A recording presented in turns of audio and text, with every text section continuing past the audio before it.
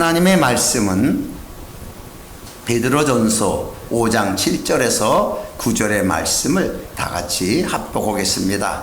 너희의 염려를 다 주께 맡겨버려라. 이는 저희가 너희를 권고하심이라. 근신하여 깨어라. 너희 대적 마귀가 우는 사자같이 두루 다니며 삼킬 자를 찾나니 너희는 믿음을 굳게 하여 저를 대적하라. 이는 세상에 있는 너희 형제들도 동일한 고난을 당하는 줄을 아미니라. 아멘. 성경의 염려에 대해서 많은 것을 말씀하고 있습니다. 예수님께서도 마태복음 6장 이하에 쭉 보면은 염려함으로 너희 키가 한 자나 더 클 수 있느냐. 머릿돌 한 가지도 한 끝도 머릿돌 한 개가 아니라 한 끄트머리 끝까지도 검고 희게 할 수 없는 무능한 존재임을 우리에게 말씀하시면서 염려하지 말라고, 오히려 그 나라와 그 일을 찾으라고 이렇게 말씀하신 것이 있고, 각 성경에도 염려에 대해서는 많이 나옵니다. 그런데 이 본문은 그 염려가 어떤 문제와 연결되냐 그러면 마귀와 연결되어 있다는 것을 딱 기록하고 있습니다. 유일하게 베드로전서에서만 이것이 기록되어 있습니다. 특별히 이 베드로전서는 목회서신 중에 목사들에게 주관된 서신인 것을 우리가 볼 수가 있어요. 그래서 우리가 깨닫고 보는 것은 이 염려라는 것이 이렇게 영적 관계와 그냥 단순하게 내가 생활 속에서 환경 속에서 염려하는 일이 생겨서 그런가 보다 라고 생각하고 하나의 과정처럼 생각해요. 누구나 또 오는 염려인데 또 이거 해결하면서 나가지 이렇게 생각하지만은 이 염려가 우리 신앙생활에 어떠한 영향을 끼치고 그 결과 어떻게 주관되어 나간다는 것을 오늘 본문은 우리에게 말씀하고 계시는 거예요. 우리는 상상도 못하죠. 염려가 벌써 이미 마귀를 침투하고 있고 연결되어 있고 우리를 주관하기 때문에 이것을 이기려면, 염려를 이기려면 믿음으로 대적하지 않으면 불가능하다는 사실을 오늘 본문은 기록하고 있습니다. 자, 여기에 대해서 염려라는 것이 뭐냐? 우리가 세상에서 일어나는 여러 가지 일을 겪고서 내가 원치 않은 일이 일어났을 때 염려가 돼요. 내가 원하는 일이 일어났을 때 염려가 하나도 안 돼. 다 잘 나간다 그러고 뭐 신앙 자기가 좋은 것 같은데, 염려하는 일이 딱 터졌을 때는 이게 조금 문제가 되죠. 두려움이 오기도 하고 뭐 걱정, 근심, 뭐 모든 게 우리 마음을 지배당하게 돼 있어요. 그래서 이 염려는 마귀가 틈타는 원인이 된다고 오늘 본문은 지적하고 있습니다. 우리가 염려할 때 마귀가 틈타는 거예요. 그래서 나도 성경을 쭉 보면서 특별한 걸 발견했는데, 시편에는 염려가 없어요.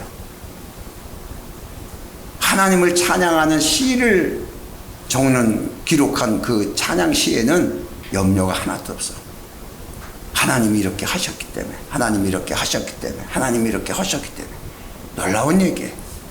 자, 이것을 보면서 우리는 하나님을 찬양하면서 우리가 정말 우리가 염려 근심을 가지고 있다면은 이건 시편에 기록된 그 시편에 기록된 사람들보다도 못한 것이 아닌가, 이렇게 한 번쯤 생각이 들어요.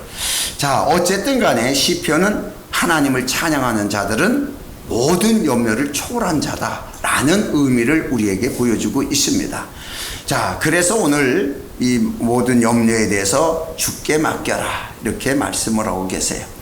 주께 맡기라는데, 맡기라 그러니까 그냥 하나님이 알아서 다 하시겠지, 그래서 난 몰라 이런 식으로 생각하라는 것도 아니고, 그리고 나는 아무 일도 안 하고 포기하라는 게, 다 맡겼으니까 그만둬, 이거 안 되면 말지 하면서 포기하는 것도 아니에요. 여기 맡기라는 얘기는 다시 말해서 또 하나님 앞에 내놓고 해결해 달라고 쫄르듯이 기도하라는 뜻도 아니에요. 이 맡기라는 얘기는 무슨 뜻이냐 그러면은 베드로전서 5장 6절의 말씀을 보면은 바로 그러므로 하나님의 능하신 손 아래서 겸손하라. 때가 되면 너희를 높이리라 그래. 바로 이 말씀을 하면서 염려가 된 얘기가 나옵니다. 다시 말해서 염려가 오면은 빨리 하나님 앞에서 낮아져라. 이 뜻은 뭐냐 그러면 무슨 말씀을 할 것인가 들으라는 뜻이에요. 다시 말해서 그 문제를 해결해 달라고 요구하기 전에 무슨 말씀을 할 것인가 들으라는 거예요. 그러면 하나님께서 너희를 권고하심이라 이렇게 말씀하셨는데, 이 여기서 겸손은 자기를 낮추는 거예요. 겸손히 무릎을 꿇고 무슨 말씀을 하든가 사실 경청하는 거예요.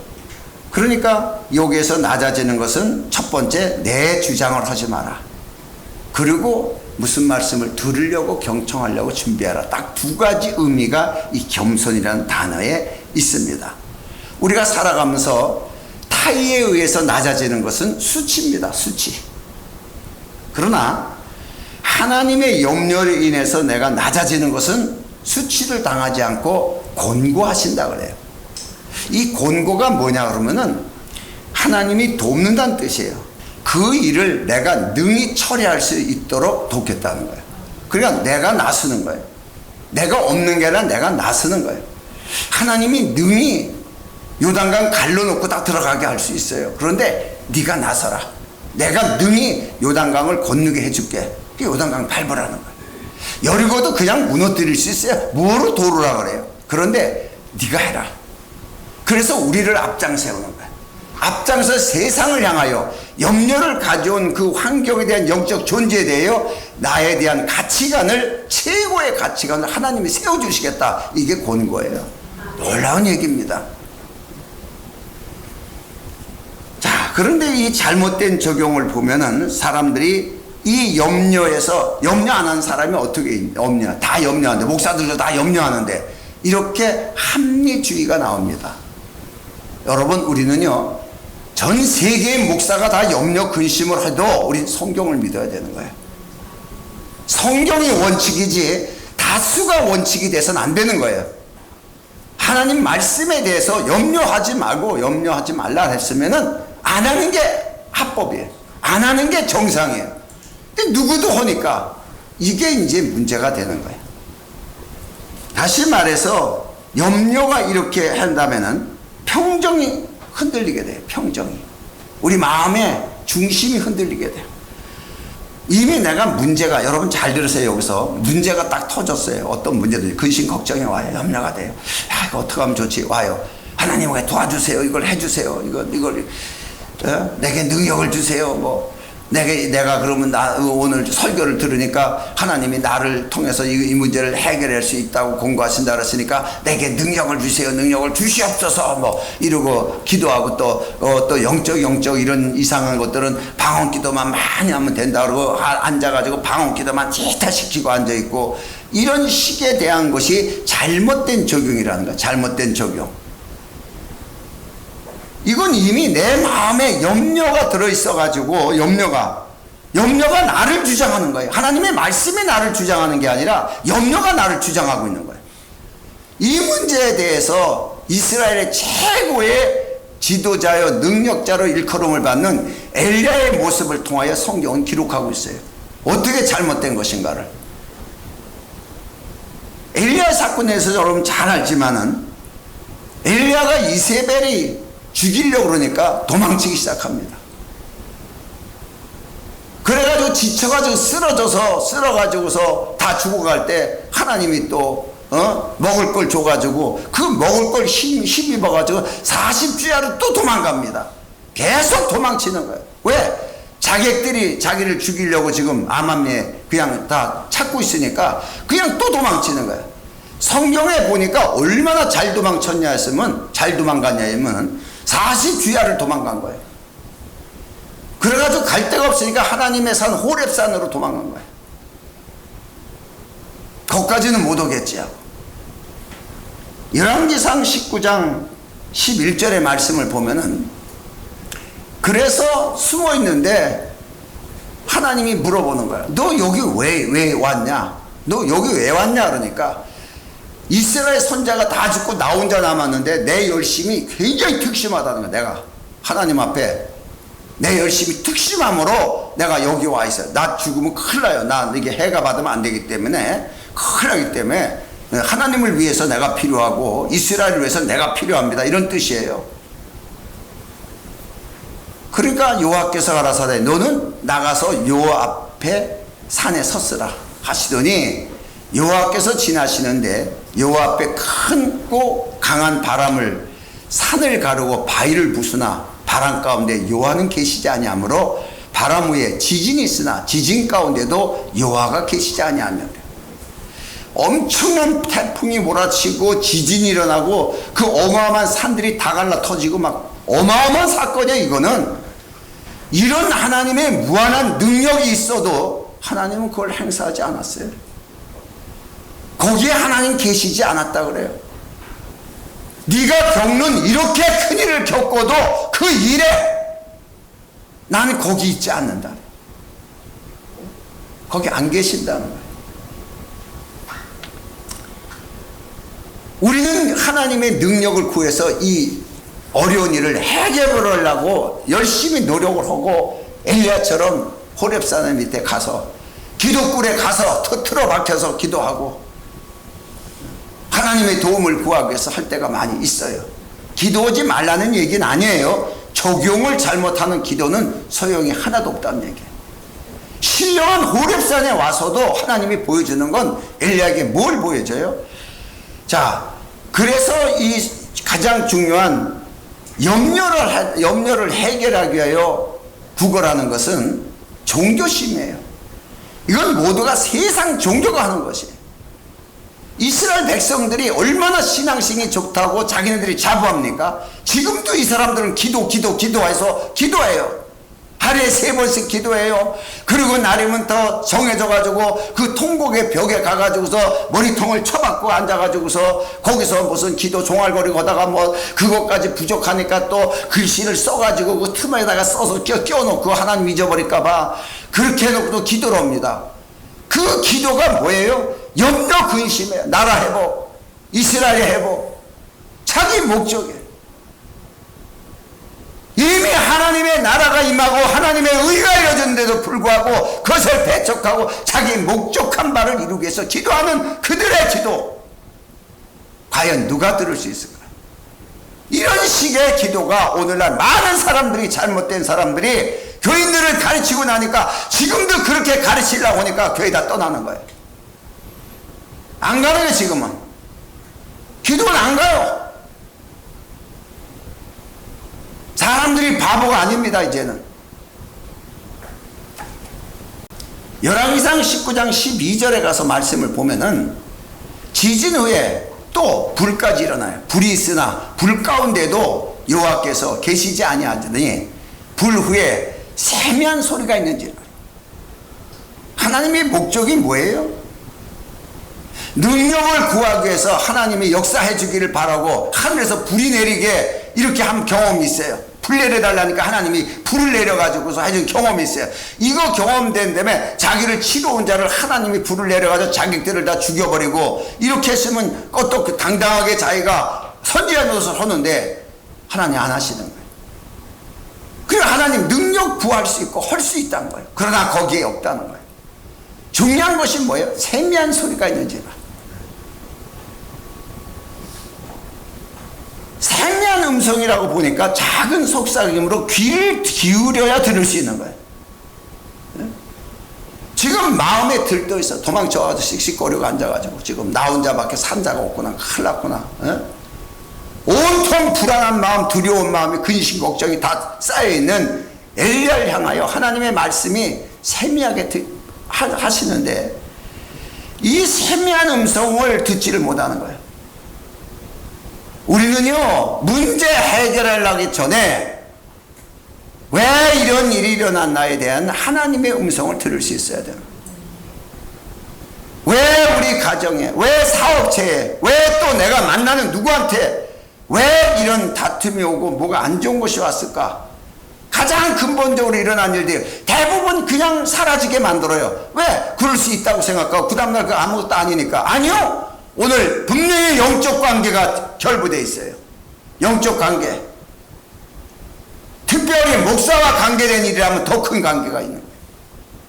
항상 그런 거예요. 난 아이들한테도 경건과 또 나에 대한 것에서 내가 뭐하면 내가 딱딱해요. 왜냐? 영적 관계가 문제가 되어 있기 때문에. 알아서 사는 게 아니라 세상에서 불이익당하지 않기 위해서는 우리가 하나님의 질서를 지켜야 되기 때문에 이런 관계를 몰랐습니다. 세미한 음성을 듣지 못했어요. 결국 하나님 하나님이 무슨 뜻으로 무슨 말씀을 하는지를 깨닫지 못하고 자기 열심만을 내세우는 엘리야가 이 호렙산에서 하나님의 도움으로 자기를 주장하려고 왔던 엘리야가 여기서 직분이 박탈당합니다. 가서 엘리사를 세워서 너 그만둬라. 잘리는 거예요. 자기를 세워주기 위해서 하나님 호렙산까지 왔는데 하나님 자기를 세워줄 줄 알았는데 잘렸어요. 세미한 음성을 못 들어서. 이건 매우 중요한 사실입니다. 성경에도 요한복음 5장 25절의 말씀을 보면은 진실로 진실로 너희에게 이르노니 죽은 자들이 하나님의 아들의 음성을 들을 때가 오나니 곧 이때라. 듣는 자는 살아나리라. 죽은 자가 살아나는데 살아나는 자들이, 살아있는 존재가 하나님의 말씀을 들었을 땐 얼마나 큰 능력이 나올 거예요. 살아있는 존재에게 성령이 임했을 때 그 능력은 권능으로 나타난다는 거예요. 죽은 자는 살아나는 걸로 끝나지만은 살은 자가 듣는 말씀은 생명의 역사로 나오는 거예요. 이렇게 중요하다는 거예요, 말씀이. 그러니까 이 두려움에 대해서 근본적인 문제를 제시된 게 요한일서에 많이 써 있습니다.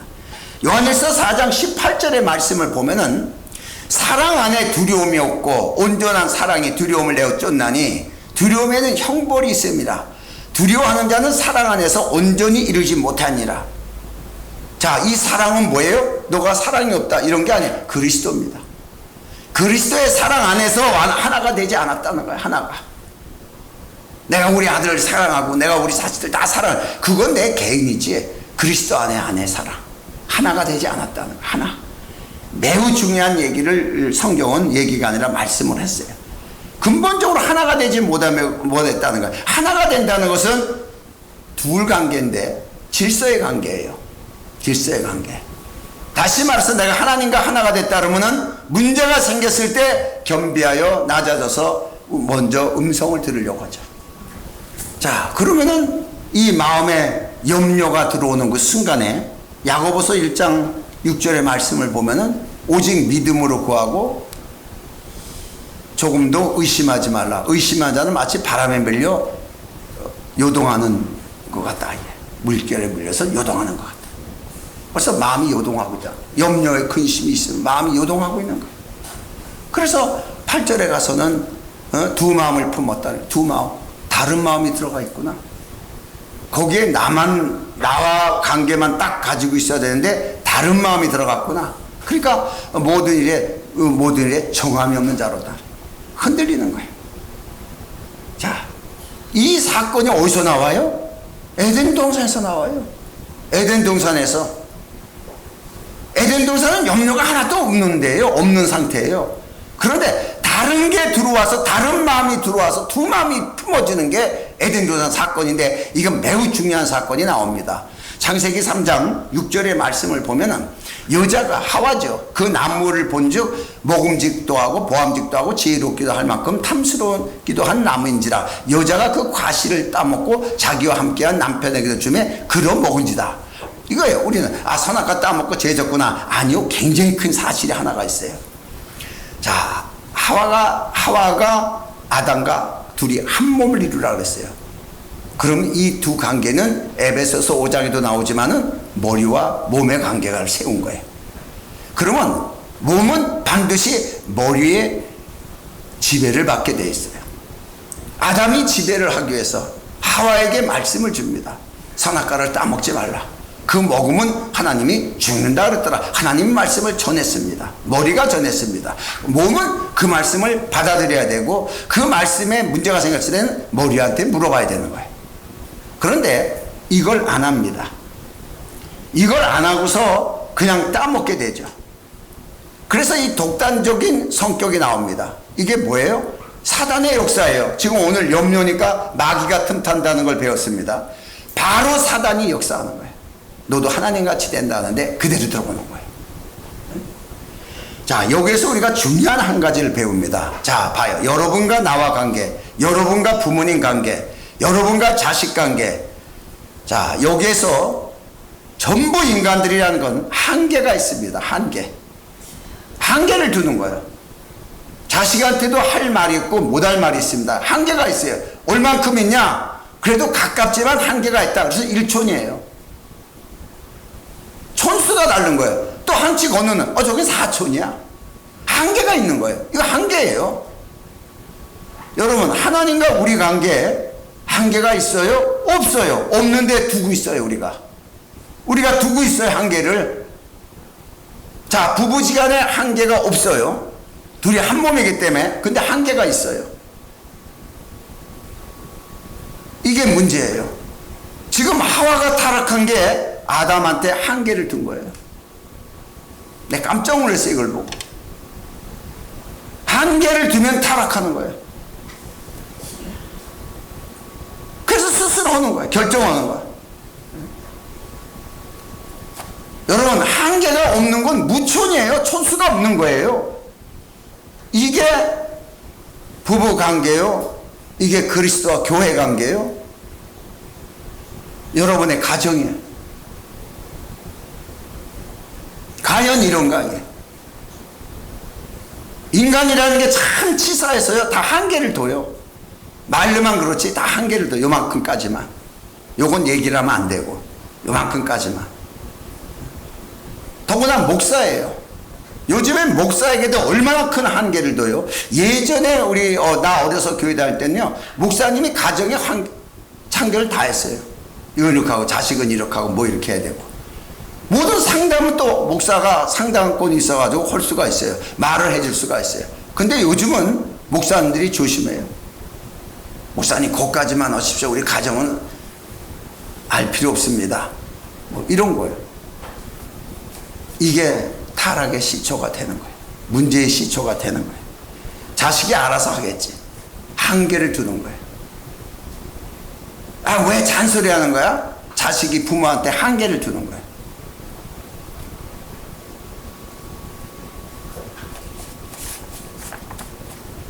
자, 그러면 또 하나를 봐요. 염려에 대해서 한계를 두는 것 같은데 아닌 것 같은데 한계를 둔 사람이 하나가 나와. 이게 누구냐면 욥이에요. 욥기서 3장 24절에서 25절의 말씀을 보면은 욥 자신이에요. 하나님을 열심히 믿어요. 첫 장에 보면 경외하는 자로 나와요. 하나님을 경외하고. 그런데 이 사람 환경이 어때요? 생활이 어때요? 마음이?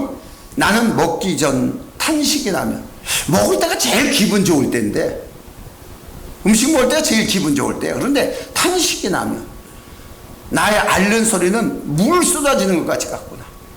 나의 두려워하는 그것이 내게 미치고 나의 무서워하는 것이 그것이 내 몸에 미쳤구나. 자, 이게 왜 그런가? 이게 왜 그런가 하는 걸 이걸 보면은 이거 다 자식 때문이에요. 자식 때문에.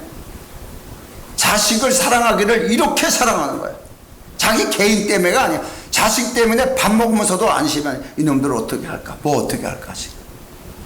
그래서 욥기서 1장 5절의 말씀을 보면은 그 잔칫날이 되면 지나면 욥이 그들을 불러다가 성결케 하되 아침에 일어나서 그들이 명수대로 번제를 드렸으니 이는 욥이 말하기를 혹 내 아들들이 죄를 범하여 마음에 하나님을 배반할까 함이라. 욥의 행사가 항상 이러했더라. 맨날 자식 걱정 뭐하고 근심이 떠나가지 않고 염려가 떠나가지 않는 거예요. 그러니까 오늘 본문에 뭐라고 말씀하세요? 마귀가 우는 사자같이 두루다니며 너희 삼킬 자를 찾나니. 근심 걱정이 있을 때 삼킬 자 찾기 위해 마귀가 들어간다는 거예요. 그러니까 바로 욥기서 2장 7절의 말씀을 보면은 사단이 여호와 앞에서 물러가서 욥을 쳐서 그 발바닥에 정수리까지 악창나게 앉으라. 그냥 치고 들어가는 거예요. 재산 다 날라가 버리게 만들어. 자식 다 그냥 못 살시게 만들어. 이게 다 누구 때문에? 하나님의 욥 자신이 하나님을 경외하게 굉장히 잘 믿는다고 하는 욥이 이렇게 당하고 사는 거예요. 예수를 믿으면서 이렇게 당하고 사는 사람들이 있는 거예요. 재산 다 날라가고 거지같이 살면서 욥이 거지꼴이 된 거예요. 우리 교회는 무슨 방언 하다가 맨날 거지꼴 해가지고 사서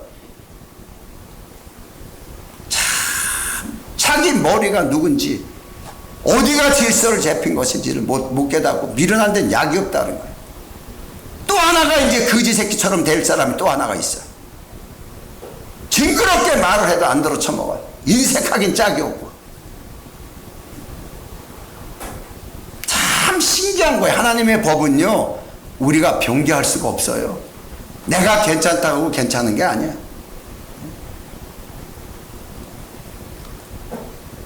그러니까 결론적으로 이들은 이렇게 이 상태가 돼요. 이스라엘의 최고의 능력자라고 자부하던 엘리야가 하나님의 세미한 음성을 듣지 못하고 무슨 뜻인지 깨닫지 못하고 자기를 주장하다가 박탈당해요.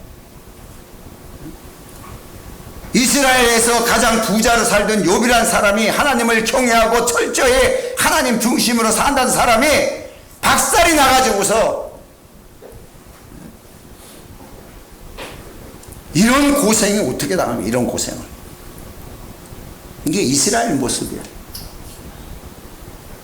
파란만장한 고난을 겪는 이스라엘 모습이라니까, 욥이란 모습이.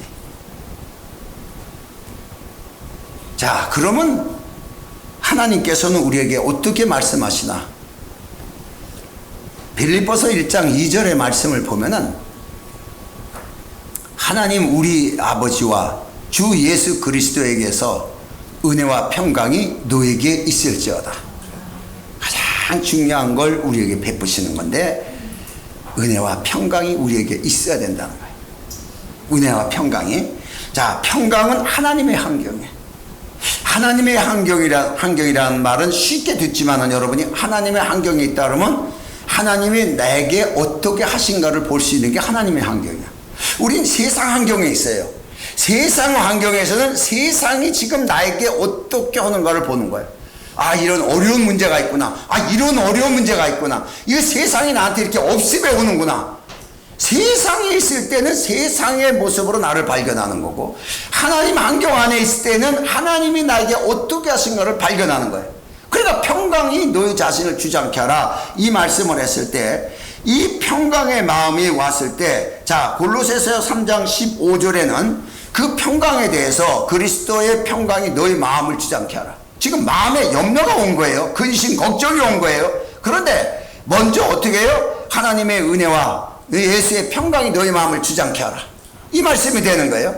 평강을 위하여 너희가 한 몸으로 부르심을 받았나니, 누구랑? 그리스도랑. 지금 한 몸이 아니라는 거예요. 지금 다른 마음을 품고 있고 다른 쪽을 생각하고 있냐, 이게 다른 데서 너를 보고 있냐, 이게 하나가 되는 거예요. 하나. 이 하나를 못해서 하와가 죄를 짓고, 하나가 안 돼서 엘리야가 직분이 박탈당해요. 하나가 안 되는 거예요. 말을 하면 들어야지.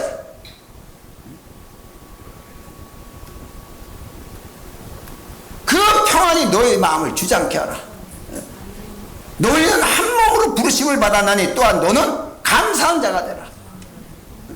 아, 지금 염려, 근심, 걱정이었는데 무슨 감사가 나와요? 그건 세상을 보고 얘기를 하는 거야. 세상 종교인들이 얘기하는 거야. 그래서 싸질머지고 산꼭대기에 올라가서 또 뭘 하는 거예요. 해결해달라고. 우리는 이미 언약을 성취하신 예수 그리스도 하나가 돼 있어요. 모든 것을 이루시고 십자가에서 다 이뤘다는 것이고, 모든 것을 우리에게 풍성하게 주시는 그리스도와 한 몸을 이룬 거예요. 아멘. 이 사실이 평안함에서만 느낄 수 있는 거예요. 마음이 평안할 때 그냥 인간의 마음이 평안함이 아니에요. 하나님이 주시는 그 평안함이 있어요. 이건 말씀의 은혜를 깨달았을 때 정말 이 마음에서, 내가 알잖아요, 바깥사탕 먹은 것처럼 이게 뭔가 표현할 수 없는 그런 날아가는 듯한 가벼운 느낌, 이런 평안함이 우리 마음속에 오는 거예요. 세상이 주는 것 같지 아니하다 그래요. 예수님도 말씀하시기를. 그래서 우리가 마음을 주장하는 방법이 어떤 방법이냐, 평강이 마음을 주장하는 방법이 어떤 방법이냐, 간단한 거예요.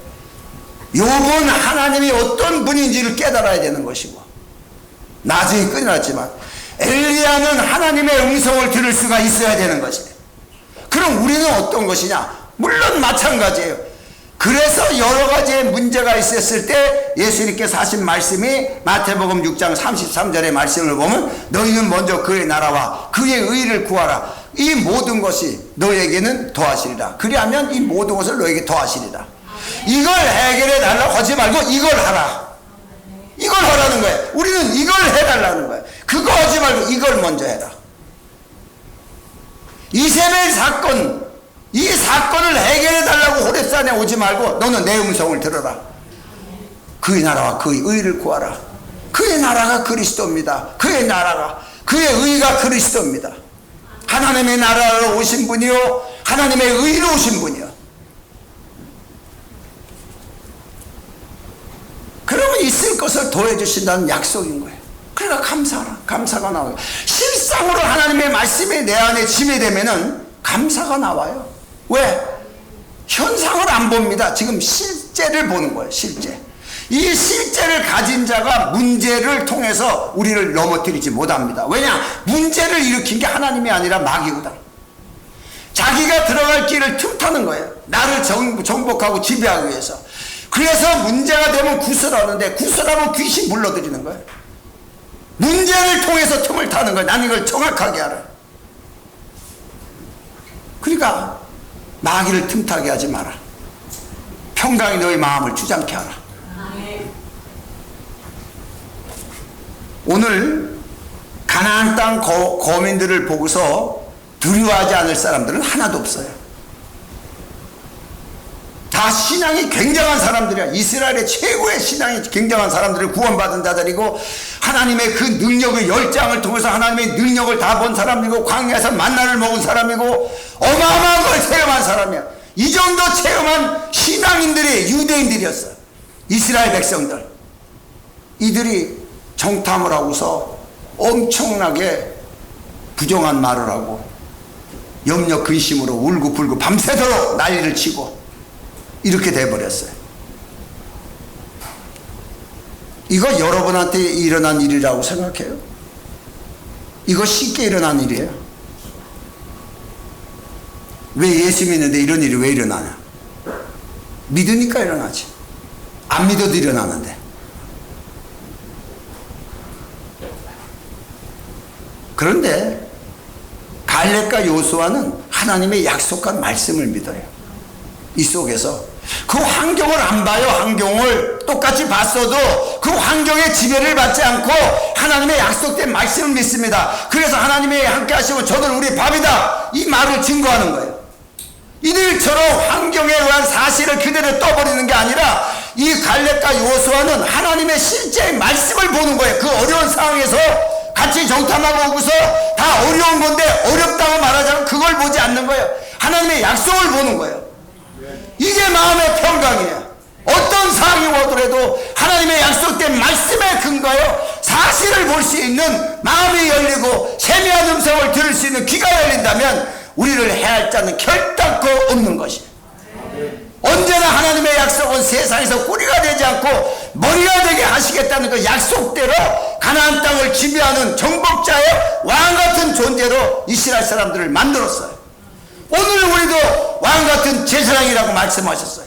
동일한 역사가 오늘 이 말씀을 통하여 여러분 가운데 임하도록 다시 한번 축원합니다. 네. 마지막으로 디모데후서 1장 7절의 말씀을 보면은 하나님이 우리에게 주시는 것은 두려워하는 마음이 아니요 오직 능력과 사랑과 근신하는 마음이니,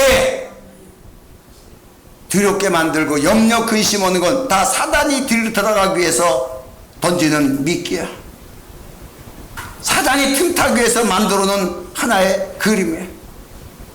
하나님의 실제를 보고 언제나, 그리고 이 하나님이 주신 이 마음속에서 정말 우리가 이 말씀을 믿지 않고 염려와 근심과 두려움이 있다면은 이것은 영적 교만입니다.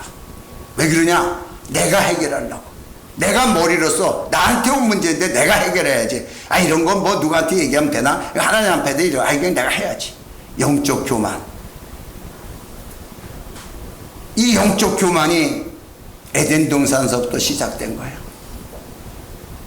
오늘 주는 말씀을 통해서 우리가 현실과 실제를 구별할 줄 알고 어떤 문제가 오든지 탈락된 엘리야의 모습을 갖지 말고 하나님을 열심히 믿는다고 노력하면서도 욥의 모습을 갖지 말고 오늘 주 예수 그리스도 안에서 사랑 안에서의 한 몸을 이루는 여러분 되시기를 다시 한번 축원합니다. 기도합니다.